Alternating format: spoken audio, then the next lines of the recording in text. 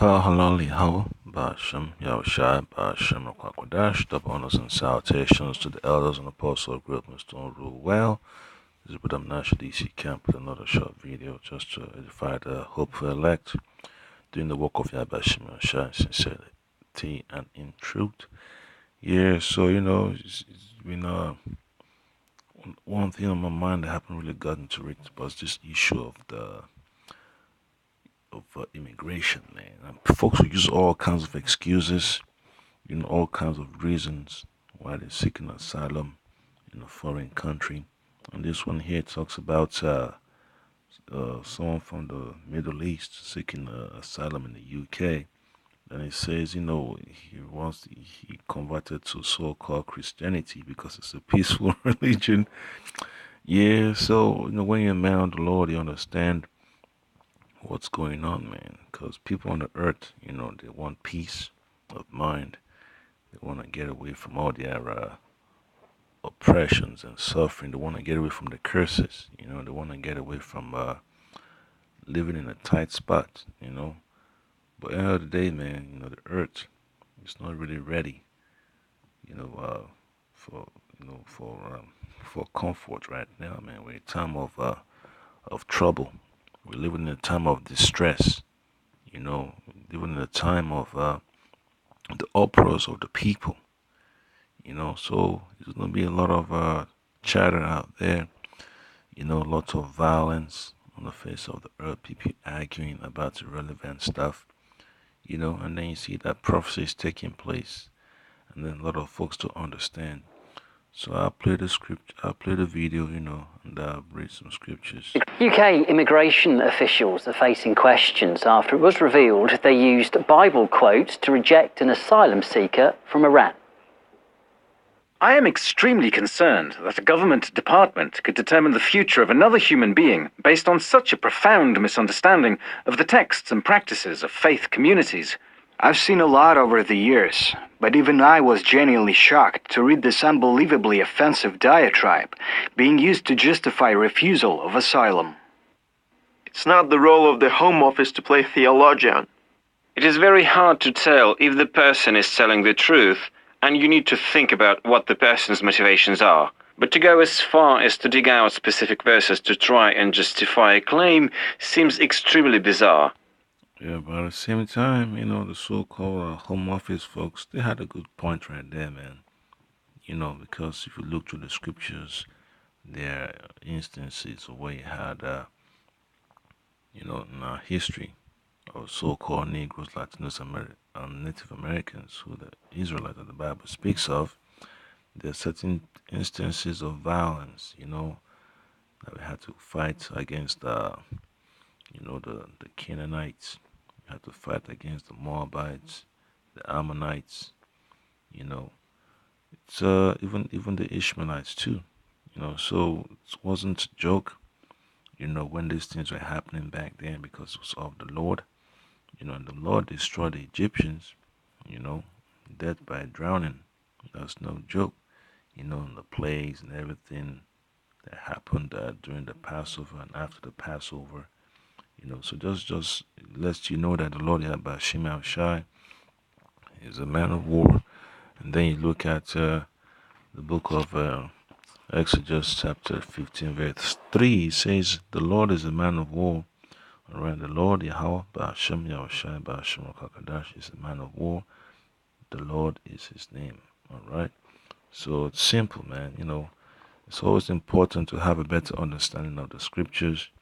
And then, folks doing things ignorantly, they get enlightened by the scriptures, So it's just a learning experience, man, to know that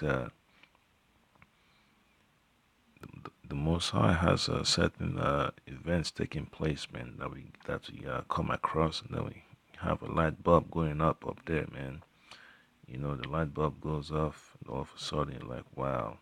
That means some people have been digging in the scriptures, So that's why it's important, man, to read the scriptures, to have an understanding of what it says. The scriptures not for everybody. It's only meant for the elect to bring out the true meaning of it. But for everybody else, they can't eat the whole roll, because it's not their lot. They could get bits and portions of it, but to have a perfect understanding, it wasn't given. All right. So even among our own people, they're not going to get it fully. It's only for the elect, and those that will be delivered. All right. So it's that simple. I have never seen anything quite like this one. The asylum seeker, who has not been identified, filed the claim in 2016. In it, he said he had converted from Islam to Christianity because it. And then, all this so-called violence that you got to deal with, in the scriptures, a lot of his so-called Old Testament, whatever, that folks like to talk about. But at the end of the day, man, when you look at the commandments, also have some hints of violence in it. A judgment for the sodomites, judgment for idolatry, adultery, judgment for being a murderer, you know, no judgment for being a false witness, and no judgment for a woman, attacking a man, damaging his testicles while she's trying to defend that man, a son not doing what the parents are requesting of him to do, to man up and, be constructive. It's beautiful, man, to know that folks been paying attention to the scriptures. And then at the end of the day, man, it's all about faith, because right now, the issues of violence and destruction of the Lord, it's not in the hands of the elect to be out there,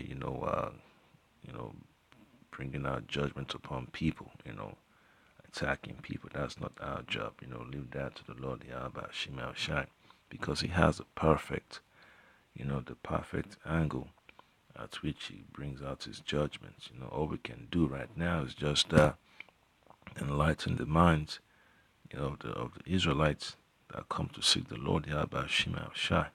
All right, because the scripture is not meant for the world; it's just meant for the cosmos of the elect. Islam to Christianity because it is a peaceful religion.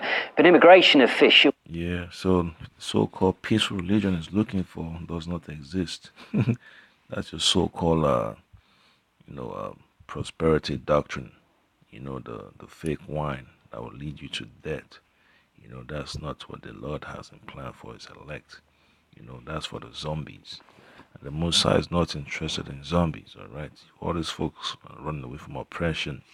They have no better understanding of the scriptures. And then if you read Proverbs chapter 29, verse 2, it says, when the righteous are in authority, the people rejoice. But when the wicked bear rule, the people mourn, all right? So that's exactly what we're dealing with, man. Under Esau's rulership, the nations are unstable.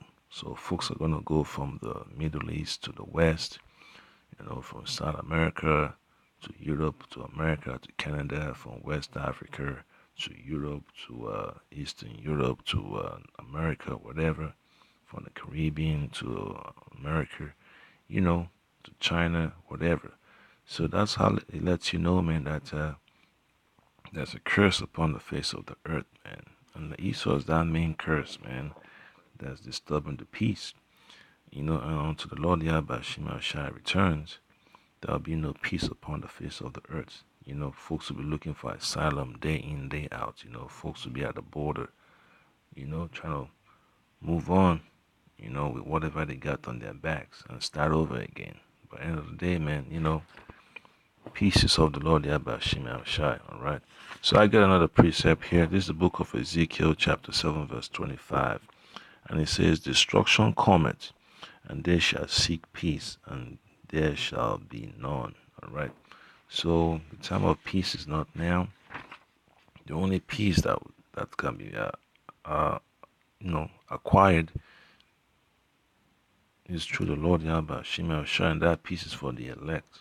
The men of the Lord that seek the Lord day and night, that sigh and cry for all the abominations that are done upon the face of the earth. Those are the only ones that are able to achieve peace, accept the terms of peace that the Lord Yahweh Shai has promised to His people. All right.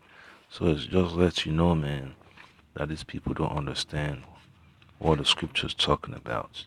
You know, the whole so-called idea of this Christianity doctrine got a lot of people confused, all right? And then when you look at Ecclesiastes chapter 3, verse 8, it says, a time of, all right, I'll just start from verse 1. To everything there is a season, and to a time to every purpose under the heaven. Right? Ecclesiastes chapter 3, verse 1. To everything there is a season, and a time to every purpose under the heaven. Alright? And this is the rulership of Esau. This is Esau's heaven right now, the so-called white man, the so-called Caucasians. Alright? The Edomites that the Bible speaks of. Alright? So verse 8 says, a time to love and a time to hate, a time of war and a time of peace. Alright, so we're not living in a time of peace right now. We're living in a time of hate and in a time of war. A lot of folks who don't want to admit it, they want you to look the other way, but they don't understand that it's a balance of the Lord that you have to pay attention to. Alright, because this is war that we've been seeing upon the face of the earth. The tensions between the EU and the Russians, the tension between America and Venezuela, even adding Turkey, and then also adding Iran, adding Afghanistan, Pakistan, add Libya to that too, add China, add Korea, so all these nations, man, they all have some form of tensions going on upon the face of the earth, all right? There's so much animosity, they don't want to be in the midst of it, but for some reason, or the Lord Yabashima Shai, we're in the midst of it, and then all you can do is hope in the Lord Yabashima Shai that He provides you a sanctuary, all right? Because all these folks seeking asylum, they're looking for a sanctuary. And who do we run to? We run to the name of the Lord Yabashima Shai, and then look it up for you real quick.